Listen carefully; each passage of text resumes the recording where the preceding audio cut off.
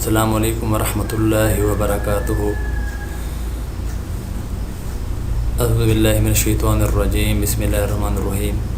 رسول اللہ صلی اللہ علیہ وآلہ وسلم نے ارشاد فرمایا، جس شخص نے جمعے کی نماز سے فارغ ہو کر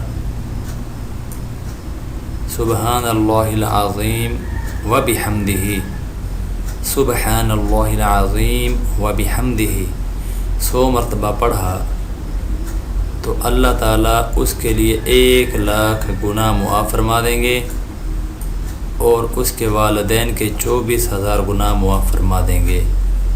بروایت حضرت ابن عباس رضی اللہ تعالی عنہ ہیں۔